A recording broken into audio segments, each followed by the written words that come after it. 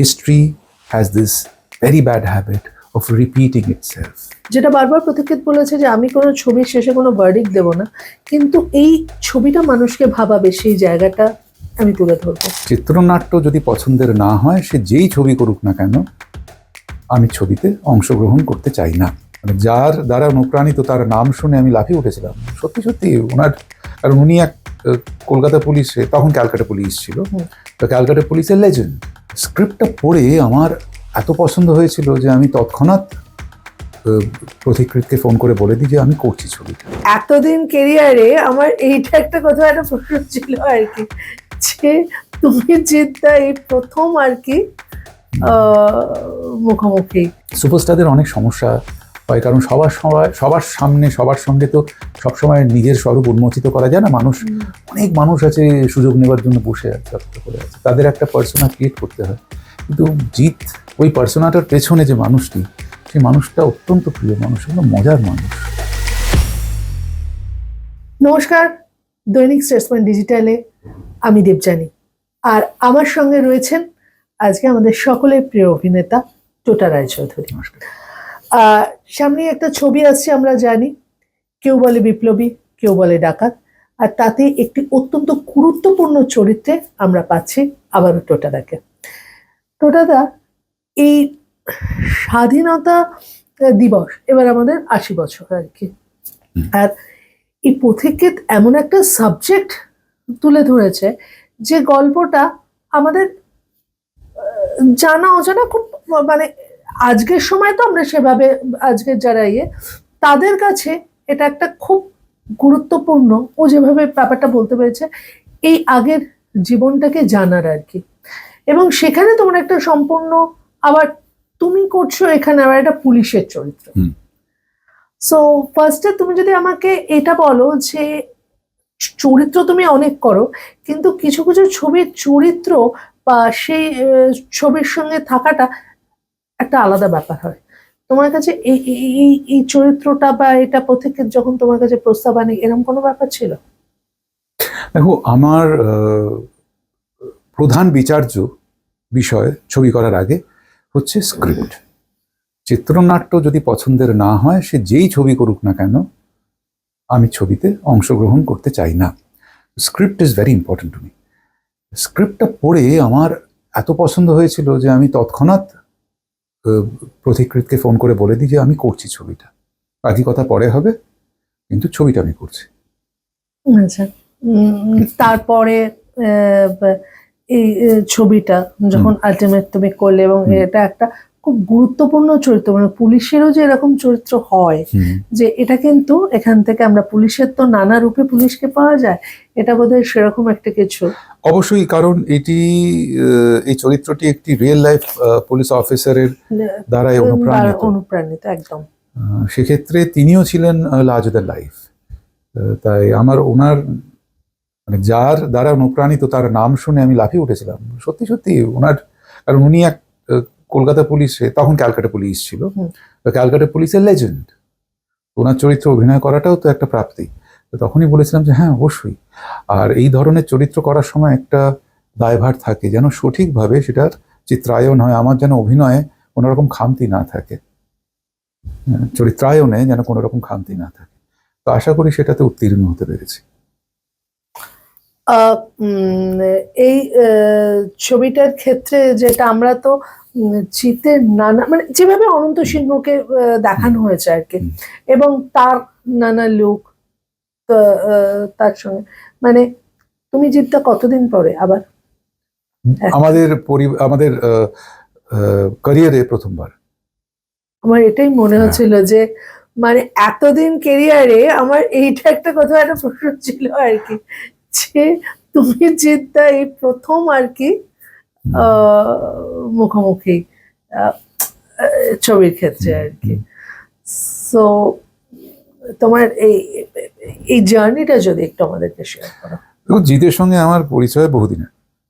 তো জিত এমনিতে মানে খুব ওর যেটা সবচেয়ে ভালো লাগে, অনুসন্ধিৎসা, খুব কৌতূহল, বিভিন্ন বিষয় জানার, শোনার, নিজেও খুব আধ্যাত্মিক পড়াশোনা আজকাল করে। তো তবে জিতের সঙ্গে কাজ করতে গিয়ে যে দিকটা উন্মোচিত হলো, জিৎ অসম্ভব মজার মানুষ, সবার সঙ্গে মিলেমিশে আনন্দে কাজ করে, কাজের ফাঁকে আড্ডা মারে, প্রাণ খুলে হাসতে পারে। সুপারস্টারদের অনেক সমস্যা হয়, কারণ সবার সামনে সবার সঙ্গে তো সবসময় নিজের স্বরূপ উন্মোচিত করা যায় না। অনেক মানুষ আছে সুযোগ নেবার জন্য বসে আছে, অপেক্ষা করে আছে, তাদের একটা পার্সোনা ক্রিয়েট করতে হয়। কিন্তু জিৎ ওই পার্সোনাটার পেছনে যে মানুষটি, সেই মানুষটা অত্যন্ত প্রিয় মানুষ, মজার মানুষ। কাজ করতে গিয়ে আমার যতটা আনন্দ হয়েছে, এক নতুন জিতকে আবিষ্কার করে ততটাই আনন্দ হয়েছে।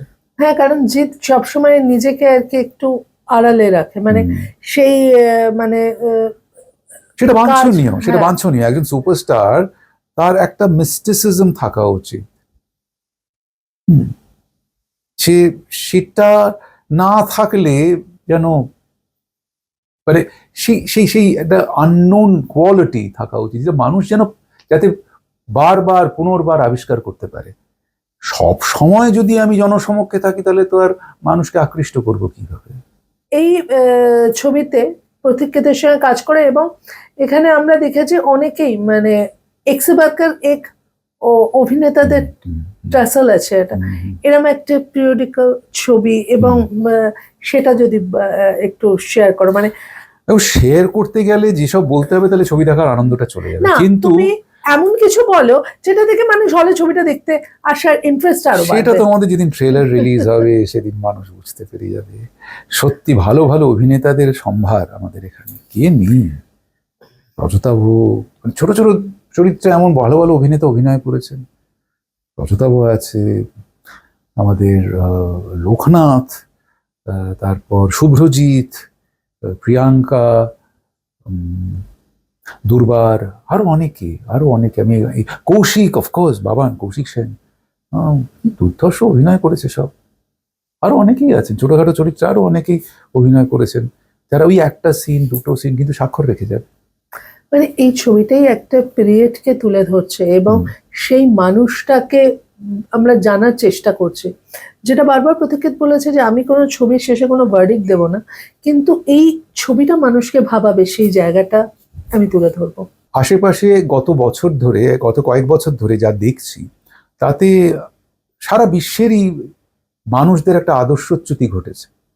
সারা বিশ্বের মানুষই, যে দেশ, যারা এই কিছু দেশ আছে না, যারা পশ্চিমের দেশ, যারা নিজেদেরকে গণতন্ত্রের ধ্বজাধারী হিসেবে প্রজেক্ট করতে চায়, তাদের দেশেও দেখো না কি হচ্ছে। রুল অফ ল বলে আর কিছু নেই, মাইট ইজ রাইট এখন সব জায়গায়। তো এই জায়গায় আদর্শের বড় প্রয়োজন, এই জায়গায় আমাদের অতীত বড় প্রয়োজন, এই জায়গায় ইতিহাস প্রয়োজন। কারণ ইতিহাস বারবার যে শিক্ষাটা দেয়, সেটা হলো এই যে শিখে নাও, না হলে আমার পুনরাবৃত্তি ঘটবে, এবং সেটা তোমাদের পক্ষে মঙ্গলদায়ক হবে না। History has this very bad habit of repeating itself. সেই কারণে ইতিহাস থেকে শিখে যেন সেই ভুলটার পুনরাবৃত্তি না ঘটে, সেই প্রচেষ্টা আমাদের সর্বদা করে যেতে হবে। একদমই তাই। এবং আজকের প্রজন্মের মানুষদের আগের এই ইতিহাস জানাটা খুব জরুরি, যে কারণে মানে প্রতীক্ষিতকে সাধুবাদ জানাবো এরকম একটা সাবজেক্ট চলচ্চিত্রে তুলে ধরার জন্য। সঠিক। এই চরিত্রের সঙ্গে শিকড়ের যে যোগ, বাংলার এবং বাঙালির শিকড়ের যে যোগ, সেটা কিছুটা হলেও মানুষের সামনে তো তুলে ধরা হলো। তারা বুঝুক, জানুক যে কত আত্মত্যাগ, কত বলিদানের মাধ্যমে এই স্বাধীনতা এসেছে। The thing about freedom is that it is not free, it comes with certain responsibilities. এটা প্রত্যেকেরই জানা উচিত, প্রত্যেকেরই বোঝা উচিত। শাসকবর্গ হোক বা আমাদের নাগরিক বর্গ হোক, প্রত্যেকেরই এটা বোঝা উচিত। ইতিহাসকে একবার অন্তত ছুঁয়ে দেখা, যেটা আমাদের চলার পথে খুব জরুরি। অত্যন্ত। সেটা চলচ্চিত্রের মাধ্যমে হলে তো আরোই ভালো, কারণ চলচ্চিত্রের মতো জনপ্রিয়তম মাধ্যম তো আর নেই।